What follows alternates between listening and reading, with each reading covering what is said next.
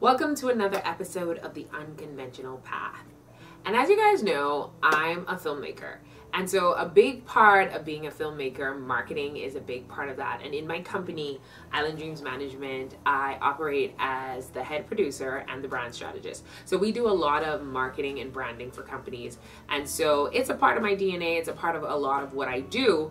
But I've noticed that a lot of filmmakers don't have the same path and don't have the same journey. So the reason why I wanted to talk about marketing and why this episode is called the number one marketing strategy that most people don't use is because of a question that I got. I think it was about a week ago. I was at a meeting for filmmakers and one of the guys came up to me. He's a fellow filmmaker and he said, I want to ask you a question. I came to an event. It was the premiere of the first series I've ever done, narrative series that we've done film related. We've done a documentary before, but we talked about it on the channel, Easy Love. And we did a premiere, but it was a very high-end event. We advertised it as a luxury event, and so the tickets were very high-end. And he was actually the first person to buy the ticket, so he bought a ticket for him and his wife. And he said, I want to know, how in the world did you convince me to buy 2 tickets at $175? He said, and how did you convince all those people that were in the room to pay that level of money?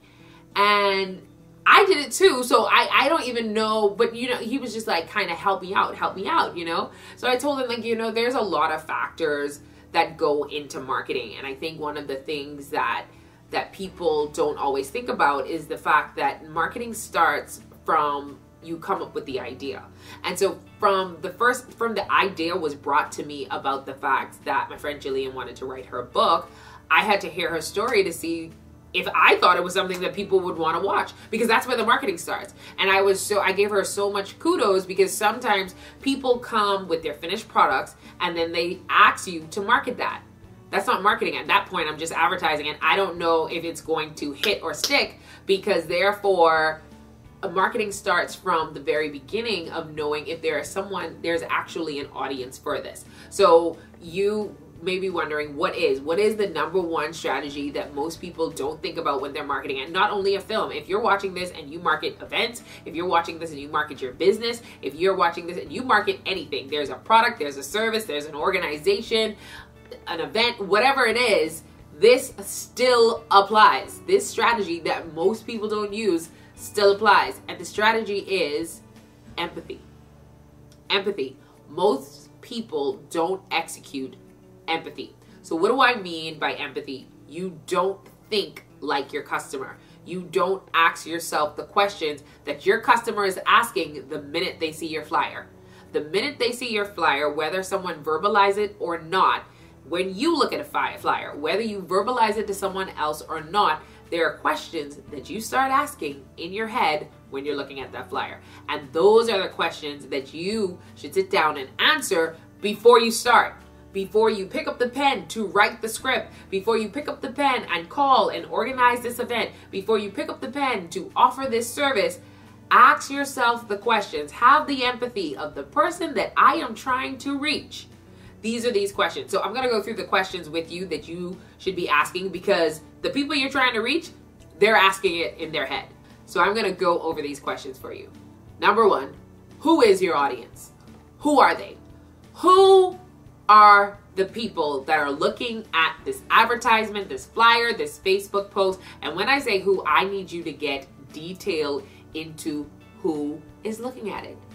Is it 17-year-olds? Is it 25-year-olds? Is it 30-year-olds? Is it 30 to 50? What's the age? Is it more females? Is it more males? Where do they work? Are they entrepreneurs? Do they work for corporate companies? Where do they live? Do they live in your city? Do they live around the world? Is it a wide audience that you're trying to reach? Who are the people? What do they like? What kind of shows do they watch? What kind of things do they do? If it's film related, what kind of shows do they watch? What kind of things do they like? The reason why it's so important is because when I'm creating a flyer, I'm creating a flyer that looks similar to certain shows that match a demographic of the people I'm trying to reach. I'm not just saying, oh yeah, this blue looks nice. No! The people I'm trying to reach, the kind of shows they like are X, Y, and Z. So if I want them to feel about my show the way they feel about these shows, then I need to be able to study the kind of aesthetics that they see in these shows, so I can bring the same kind of aesthetics to the promotions that I am putting together. So who are these people? Know them in what social media platforms are they on? Know them inside and out. So if you're gonna have empathy for me, you have to know something about me. So that's the first one. Who is the audience? All right. Number 2, what do they enjoy? So I talked about that a little bit just now. What do they enjoy? Do they enjoy, so when it comes to film, do they enjoy romance? Do they enjoy comedy? Do they enjoy thrillers? The person you're trying to reach, what do they enjoy? I always write about romance because I enjoy romance. And I'm appealing to the people who like romance. But it's not just romance. There's some comedy. There's some drama. So not people who just want romance, but who want a little drama, who want a little comedy. You know, those are the people I'm appealing to. I'm big on music. So those shows, those TV shows that have those underline of music in between. I've started it from my very first play. Music's gonna be there. They're rocking to the music. They like the music. They like the words. They like the scenes. What do they enjoy? Because I'm gonna put all of that together so that they can have that. Sometimes what people make a mistake of, I want to do this event because I think this event will be great. Does anybody else think this event is gonna be great? Does anybody else want to watch this thing you're putting together? Otherwise, it's a hobby. And then that's why nobody's coming out. You have to really have conversations with people or really study the people that you're trying to go after and see what they enjoy. So, okay, who are they? Like the demographics that make up that person. Who are they? Number 2, what do they enjoy? Number 3, what would they be interested in paying? Comes back to the first question this guy asked me. How? How in the heck do you have the confidence to charge all of this money? Well, I'm a frugal person. And so I think I can be extremely empathetic when it comes to what somebody's going to pay, because there's not a lot that I'm going to pay for because I'm pretty frugal. So I sit down and I say to myself, if I am going to pay, because I think the tickets were, I can't remember, it was $175 for 2 people. I think it might have been $100 for 1 person. So I said, if I was to pay $175, me and a friend, what do I need them to give me? I'm gonna need them to give me food. I'm gonna need them to keep the drinks flowing. I don't drink alcoholic drinks, but I'm just thinking, if I'm having empathy for the people that come to these kind of events, they're gonna want wine and they're gonna want more than 1 glass. They're gonna want the bar to be open and flowing. And so they're gonna want to eat. They're gonna want the wine to be flowing. We were really promoting a book, so we're gonna slide that in there to make sure that you have that book and you don't have to pay for the book after. Nothing more someone hates than going to a high ticket item event and then now there are other things you're asking me to pay for at the end. If I put that in the package and it's like, great, I got a lot of stuff. Then we put more wine with the book, with chocolates, with a whole, and it was whole set up very like elegantly because it was a luxe affair. There was a red carpet, the ambiance and the experience. We had the spinning photo booth, and we had the 360 booth, and we had the cocktail rounds and the step and repeat and the different, you know, so we created an experience that people wanted to really engage in. We had a celebrity, you know, a local celebrity that was a host. So there were all kinds of things that we were strategically doing. The location, are they willing to pay when going to that location? So all of those things come into price. So that is an important factor. So speaking about location is going to take me to my 4th point. What location, that person that you described in the first question, where do they want to go? There are certain places I don't want to go. And so I talked about, do I want to pay to go there? Do I want to go there at all? So you have to keep in mind that the location is very important. Is this a place that people want to go? I like to go to high-end places, places that look really nice. So again, I can afford to charge a high-ticket item because I'm having at a place that's high end. So you have to think about the location. Is it high end? If the ticket price is very high, or does it speak to the kind of event that you're trying to have? And so that is something else that went into making sure people know. And so the event that he paid $175 for, actually the location was nice. But for some people, I think it still might have been a challenge because it was a movie theater, a little more of a high-end movie theater. It's an IMAX movie theater.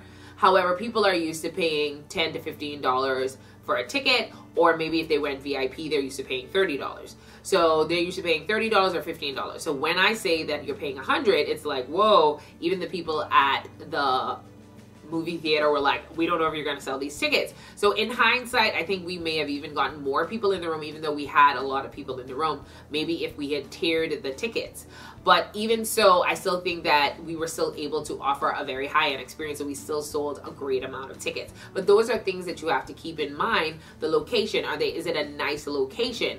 Because if I had just said that we were going to go to a hall and I was going to put up a screen or a projector, then nobody would have paid $175. So you understand the difference. It's like I have to think about the location. I have to think about what they're going to pay. I have to think about, are they going to enjoy this? And I have to think about who are they as a person, so that I am tailoring it to them. The fifth and final one that I want to say is, what do they know about you? What do they know about you? So that is, because someone may say, well, I did all that. I had a really good location. I thought about the price, and I included some great things in the price. I know that there are people who enjoy this content, and I know who's coming to watch it. I've done all of that. The final one, when having empathy, because again, empathy is putting yourself in the person's shoes, is what do they know about you? There's a marketing rule that says that people do business with people they know, they like, and they trust. People do business with people they know, they like, and they trust. So if you're new to the game, or if you've only done a few things when it comes to that event, or when it comes to that service, or when it comes to that product, or when it comes to the film, if you have not done a lot with it, then the best way to be able to get your name out there is you collaborate. You collaborate, because then even though somebody may not know you, they may know the person you're collaborating with. And that is what we did for the first time that I did a play. I did my play under the Freeport Players Guild. And so the Regency Theater and the Freeport Players Guild was well known for doing amazing plays in the island. So nobody's selling the first play that I did as Carell's play, because Carell's never written a play. We don't know if it's good. We don't know if it's going to last. I don't know if it's good. I'm taking a huge risk. They're putting all their money in it and taking a huge risk. But again, I'm collaborating with someone that people know, like, and trust. And so once I collaborated with somebody who people know, like, and trust, we got the people in the door. Now, the quality of the fact that I wrote something that I knew that people would enjoy. I studied the kind of audience that watched these kind of dramas, romantic comedies. And so I created a script that they would enjoy. So the product and service met the expectations that they had with the partner that they know, like, and trust.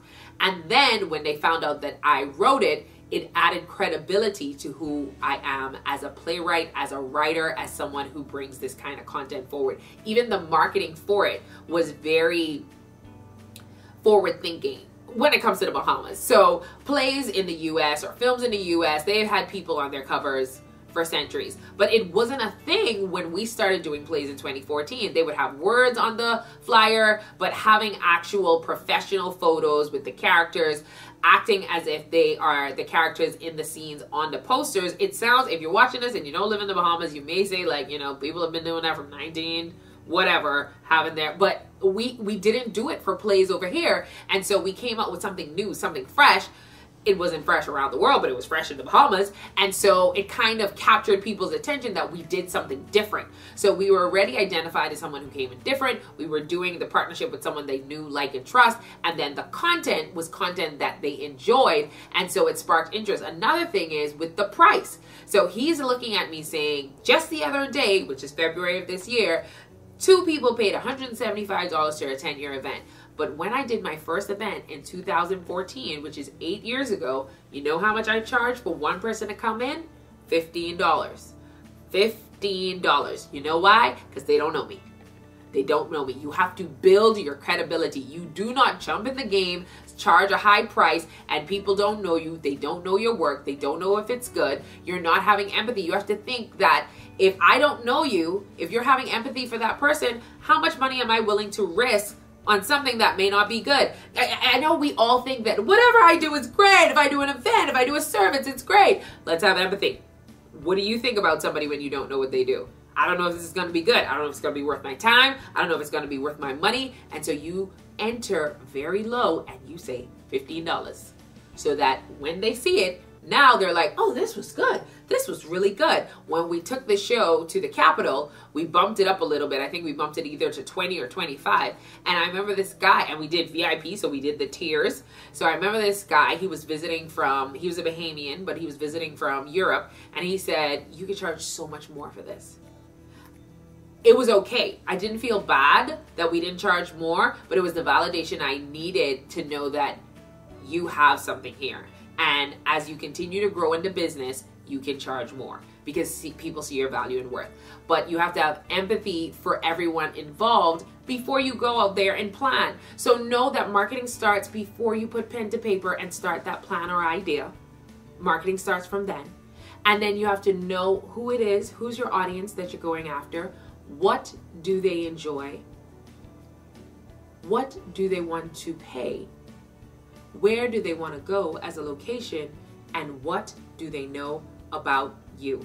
Because people do business with people they know, like, and trust. So ensure that when you're planning your next film premiere, your next event, your next service launch, your rebranding, your whatever, remember those 5 tips, and that the #1 strategy that most people miss is empathy. Thanks so much for watching this episode. Let me know which tip was the most useful for you. Let me know if you have any that you want to add on to. And don't forget to like, comment, and subscribe. Can't wait to see you next week.